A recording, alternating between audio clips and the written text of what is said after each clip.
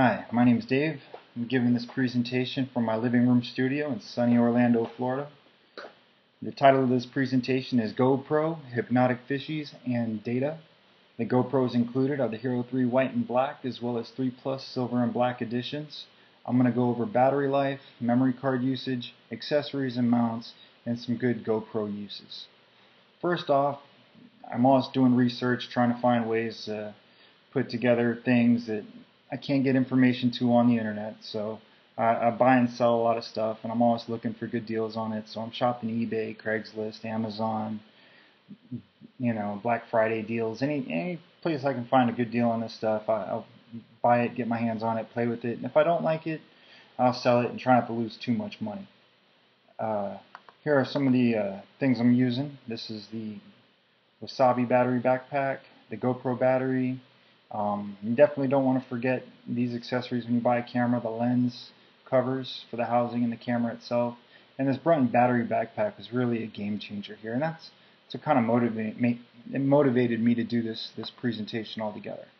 So back in the lab, I'm doing research, recording stuff, getting data, recording, getting more data, and taking all this data, putting it in Excel spreadsheets, making some sense out of it. Then I put it into a PowerPoint presentation to drop online for you guys to watch.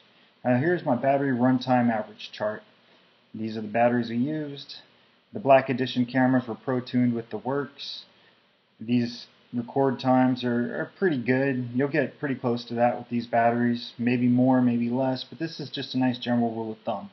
Now anytime you're using a GoPro battery backpack with the battery in a GoPro, you want to use one or the other, or you might be disappointed with your record times. Your Hero 3 Black Plus with the Brunton battery backpack, I managed to get 6 hours and 31 minutes of recording. Now, in high res with good frame rates, you're only getting, just about 22 gigs per hour of record. So that's it. So about 3 hours of recording per 64 gig memory card. And I'll get into that stuff here in just a second. So this is the Brunton battery backpack box. Pretty awesome. The dongle that comes with it, you can charge your Android, your new or old iPhone, and you can actually use the dongle to charge it. So it's super useful. This here is the case situation. You can only use the new cases. Now all the GoPro Hero 3s will fit in this case. The 3s are the 3 Pluses. In the older case, which is a little bit bigger, it won't fit snug and it won't fit properly into your camera. So make sure you're aware of that. It is slightly waterproof. You can leave it out there in a little bit of rain. I wouldn't go scuba diving with it. I did a time-lapse challenge. Wanted to see what we got for just some data on it. Your regular batteries and aftermarket batteries are going to last about as long as they do for normal records. Now, for the Brunton battery backpack, I managed to get 8 hours and 57 minutes. The only issue with data when you're doing time-lapse is that when it gets dark, it has an effect on your image file size, and that may have an image on the time, but I got 8 hours and 57 minutes on that, and I'm pretty happy. I'll go ahead and just stand behind that. Now, 1 picture per 10 seconds will leave about 10 gigs per hour. You do the math, you're doing a gig per second, it's going to run you 10 gigs an hour. So take that into consideration when you're looking into your cards. This here is fine data, and you know what? I'm going to go ahead and just take this presentation into the fish tank. What do you think about that? So here we are. The GoPro Hero 3 White, you're going to max out at right around 8 gigs an hour.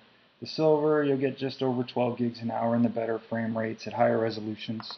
The Hero 3 Black, you can get as low as 14 gigs an hour or as high as, I got 23 here, but I don't like it. I'll stick by 22, about 22 gigs per hour in a good shot. So that's something to take into consideration. 3 hours per 64 gig memory card, hour and a half for a 32.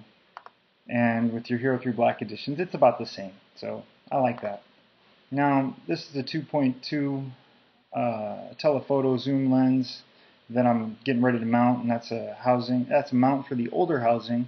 And you just want to snug it on there with that screw. You don't want to do anything crazy. I wouldn't recommend strapping it on a squirrel suit and jumping out of a plane, or even taking it mountain biking. It's good for a still shot. These cameras are fixed lenses. You don't get a zoom. You get a wide shot, a medium shot, a narrow shot, And then the narrow shot with this is it's pretty impressive, as you see here. And then in the event you use a medium shot with this telephoto zoom lens on, you're going to get a ring around your shot, and it's a little goofy. So stuff to know. This here is if you're using it with low light and Pro Tune on. Now when I turn the light back on, you'll see the camera kind of absorb the light, which is, I think it's cool. And then here we are with the low light and everything off. Oh, anyway, that's what that means. That's what happens when you do that. So when it comes back on, it gets really dark. Now this is the suction cup stress challenge. Consists of a rope, a pulley, a luggage scale, and a smooth surface. This is the GoPro mount suction cup base. It's got a base of about 3.5 inches, and it holds true to that the red ticker there, hitting about 25 pounds of stress. And I like that. I'll use that in future tests and using it now to get an image of the fish tank. This here is an aftermarket suction cup. It's got a base of about 2.5 inches. And trying to get 25 pounds of stress here. So let's see what happens. Here we're at about 20. And at 22 it gets goofy, and 23 pounds, not impressed. But that's what happens when you, that's why you got to do your diligence on what you're saving money on. Here's a few different mounts. Upper left hand corner is a new bicycle handlebar mount. I believe that's what it's sold under on eBay. It's aftermarket. It's great. It works on mic stands. You can clip it onto things. It's pretty impressive. Over here are some different string types of mounts. I'll demonstrate a little bit about that. Bottom left is my zip ties and skateboard block, and with a little, GoPro clip here. And I'm a huge fan of zip ties. I trust them. I wouldn't do anything insane with it. I'll always test it, but that's a mount that I liked. And then on the bottom here is just some different things. Don't ever forget about the little white rubber thing if you're doing something extreme. That locks your clip into the base. And that particular base is the one that comes with your GoPro camera, and it's got a bunch of holes that I drilled in it. And I do that to run zip ties and secure it to things, like you see over there with the skateboard chuck. Now, the rubber stuff, these little housing covers are, they're good. They bring up visibility. They keep it a little bit more water resistant, and in the event somebody kicks them, it's a little less damage on the toe or the camera. So that there is nice. Now we're going to go to another shot here. Give me a moment while I prepare it. This is my rigging setup, and the camera is in position. So I'm going to talk about some things here. It's good to get a case. This is not a Pelican case. It's aftermarket. You can get it for $40 on eBay. Comes with a pick and pluck foam, which is awesome.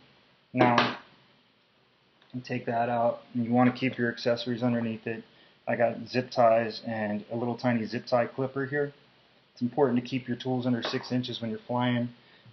TSA, airport security, they don't let tools over 6 inches on. It might change, it may not be consistent everywhere, but that's just been my experience. So that's my rules of thumb and what I live by. Now, this is a string, actually this is paracord around a GoPro housing. And I'll demonstrate here how simply choke it over the bar there, drop it through, then take the upper piece of string, do a loop, and then you can pull it back through, kind of like a variation of the granny knot or whatever, but that there is a slip knot, comes out easy, secures this. I trust 25 pounds on that, no problem. And as far as the removal, super easy. So that's how you rig a housing or a camera to something with some string. This is how I used to do time-lapse photos when I couldn't get any of these other cool housings. Run household power to a adapter, USB, to the camera, zip tie, piece of string, and bazinga. It's on and off, secure, and it holds pretty good. So that's my discussion on mounts. And back into the studio. I use it for hidden cameras, do a little time lapse, see what goes on around the house. You can use them for slow motion. When you use the higher frame rates, slow it down, really capture moments, make it look amazing. And that there is pretty cool. You can speed it up, and it makes it look funny, as I'll demonstrate here.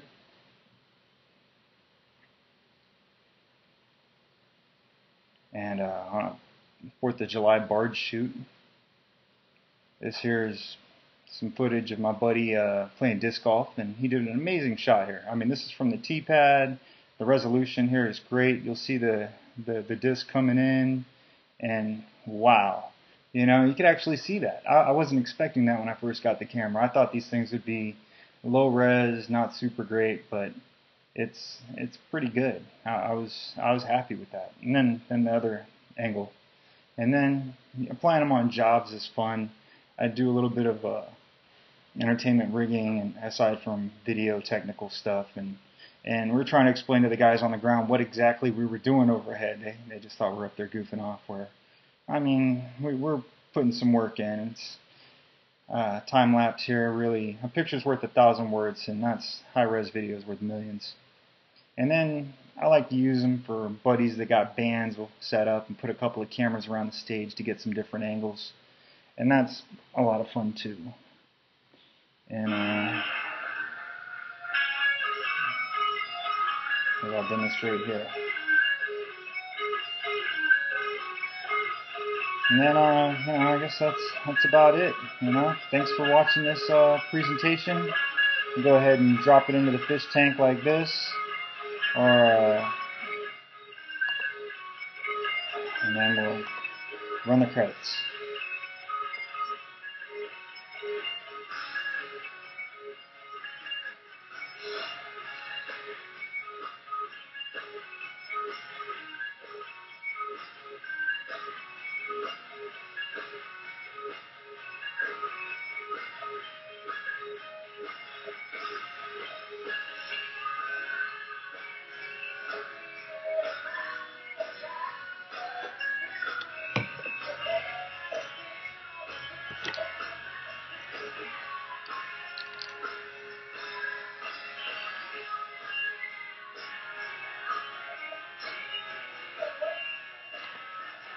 And some of you folks that were wondering how I pulled this video off, I'm using a couple of GoPro here, 3 cameras, some Black Magic dongles, a MacBook Pro, got my backup, and I'm running my presentation right there live on the screen.